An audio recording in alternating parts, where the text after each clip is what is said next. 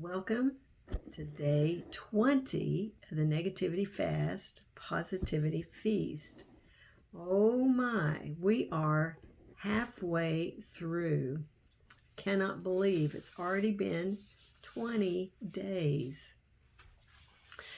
Today I'm going to talk to you from one of Steve's devotionals out of another one of his books. I actually brought it with me today called Crucial Moments. And this is what it looks like. And like all of his books, it is written in a devotional style. As you can see, they're numbered. And this particular devotionals are 2 pages, not very much. But it gives you practical wisdom, declarations, and help us shift our focus when we have those moments, have crucial moments in our life that we are challenged with. What do we believe? So it's a great little book to have, and you can get it anywhere, Amazon or wherever you purchase books. But today's what we're talking about is what are we talking about? Oh, long-standing difficulties. Things that, I just drew a blank. Negative circumstances that haven't changed in a long time. And how do we deal with that? So we are presented with a crucial moment when a circumstance we are facing hasn't changed for some time. He used the words decades. Could be decades, maybe just be a long period of time. But, we've prayed about it. We've had scriptural promises about it that have been highlighted to us. We've had numerous people give us a word from the Lord that breakthrough is coming soon. But despite all these things, nothing seems to be working. The time has been so long that now you have the choice. Well, you do have a choice, but it's been so long now that you're even beginning to lose hope that it's ever going to be different. And so this is a real pivotal point. It's almost like a crisis of faith, if you will. I'm thinking about a study I did a long time ago called Experiencing God by Henry Blackaby. And he refers to these as crisis of belief. And so this is a pivotal point where we get to choose if we're going to keep believing for the breakthrough for a little longer, or are we just going to give up and move on? It's a crucial moment. But you know what? There is something to get excited about. We get to learn how to walk in hope, how to walk in joy, how to walk in love before we experience the breakthrough. Yeah. We get to develop greater compassion for others that are also facing long-standing, unchanging situations.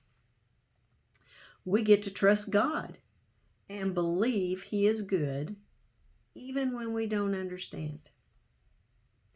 Even when we don't understand. There's a phrase in a song we sing at our church that says, I choose you, God. When I don't understand, I choose you. I choose you. And sometimes I can really engage with that song because there are times in my life where it's like, I don't get it. I don't understand. But I've walked with Him long enough now and have experienced enough of Him coming through, His faithfulness in the past, of Him coming through in different things, that I know I can trust Him. I know I can trust Him. That is where we gain our strength from, is through Scripture. We look at all these stories in the Bible. There's not a human being on earth that that has not faced something similar. It's like there's no human being is the one who's only been the only one that's experienced a certain situation. All of us, now there might not be very many, but there are always more than one person that has experienced something similar to what you have. In John 5, verse 5 and, verse 9, it says, one of the men laying there, and this is the story of the man lying by the pool of Bethesda. It says that one of the men lying there had been sick for 38 years. He had been in this condition for 38 years. And then the verse later on, that verse 9, is where it says, instantly the man was healed. He was with this condition for 38 years. And then he was instantly healed. In Luke 1, verse 7 and verse 24, talking about John the Baptist's parents, Zacharias and Elizabeth, they were unable to conceive, and they were both very old. Soon afterward, when the angel of the Lord appeared to Zacharias, Elizabeth became pregnant. There's another place in Luke 13, verses 12 through 13, where it talks about a woman that was bent double. She was unable to stand up straight. She had been that way for 18 years. Jesus saw her, had compassion on her. He said, "Dear woman, you are healed of your sickness." He touched her, and instantly she could stand straight. We don't always know why. To us it's a long time, but to God it's like a blink of an eye. And the process, we are learning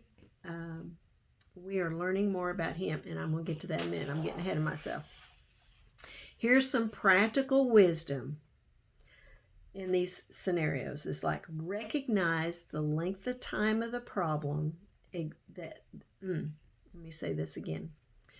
We need to recognize that the length of time a problem exists does not determine the likelihood of the breakthrough. The length of time a problem exists does not determine the likelihood of breakthrough. The Bible frequently talks about the length of time of people's situations, and I just mentioned several. The man who was at the pool for he had this condition for 38 years. The woman that was bent over for 18 years. And then there's a place in Mark, I didn't even talk about this one, where the woman with the issue of blood that said, if I could just touch the hem of his garment, she was with that condition for 12 years. So there are several of us that have had long-standing things in our lives. You may even be experiencing one right now. These testimonies are a great encouragement, though. It should be encouraging to us as we consider even our own things that we're waiting for breakthrough. The Bible tells us in Proverbs 3, 5, and 6 to trust in the Lord with all of our hearts and to lean not on our own understanding. Lean not on our own understanding. In the midst of our waiting, God is working in our lives. That makes me think of another song. God speaks a lot to me through music. And we sing another song called Waymaker. And there's a portion in the song where it says, even when I don't see it, He's working. Even when I don't feel it, He's working. He never stops. He never stops working. And that's the truth. Abraham, Joseph, Moses, and many others developed intimacy with God and strong character during their seasons when it looked like their vision had died. We can learn from this. They discovered the joy of loving the promise giver more than the promise. Where's our focus? Our focus needs to be on Him and maybe not so much what He's promised. He wants to know us. He wants us to know Him. So our times of waiting are an opportunity. Our times of waiting are an opportunity to grow in our relationship with God, to find Him in incredible ways. The quality of our lives depends on our identifying what God has said. What has He said? As we face our long-standing issues, we need to be diligently revisiting our scriptural promises and get clarity on what has been spoken to us. This creates an opportunity to hear a fresh word from the Lord, to give you great encouragement, maybe just to reinforce, yes, this is what I said, and I need you to trust me. I don't know how many times in my conversations with the Lord, I really sensed that He was saying, do you trust me? I need you to trust me. Okay, today's lie that we're fasting.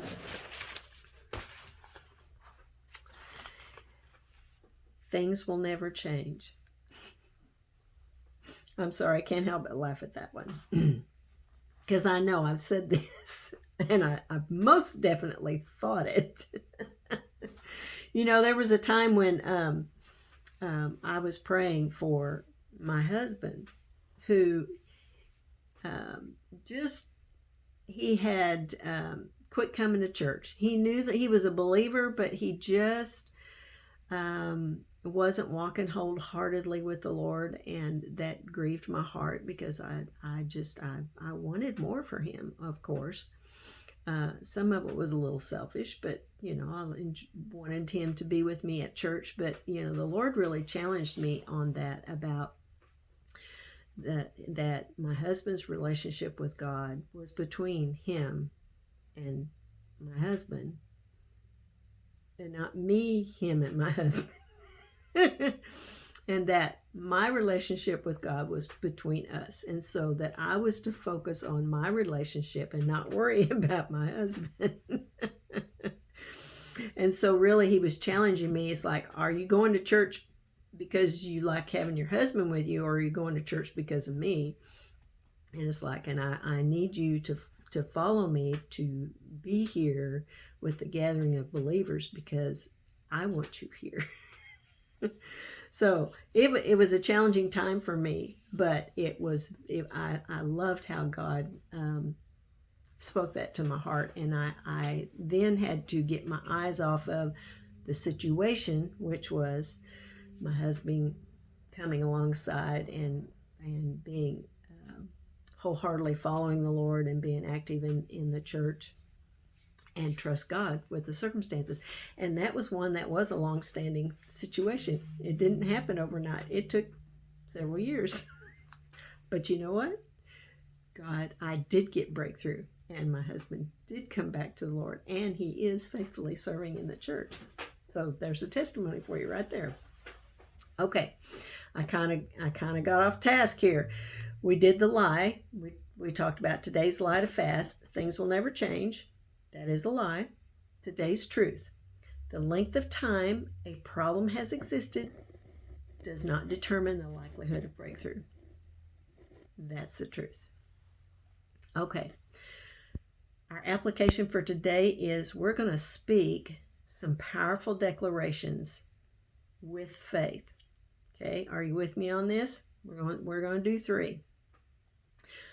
God always shows up when I'm battling a long-standing issue. God always shows up when I'm battling a long-standing issue. Actually, this is a great declaration to make with any situation. God always shows up when I'm having a bad day. God always shows up when I make a mistake. God always shows up when I am afraid. That's a great declaration to make. God always shows up. And when you're faced with something, you say, speak that. God always shows up. The next one is, I have an unusual ability to bring breakthrough to problems that have lasted a long time. Sorry, I kind of butchered that. Let's try that again. I have an unusual ability to bring breakthrough to problems that have lasted a long time.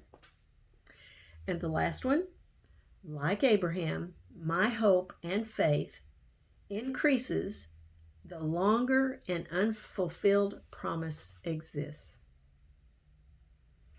Remember, it's not about the promise as much as it is about our relationship with the promise giver. I bless you with eyes to see, ears to hear, and a heart to know truth. And until I see you tomorrow, have a great day. Bye.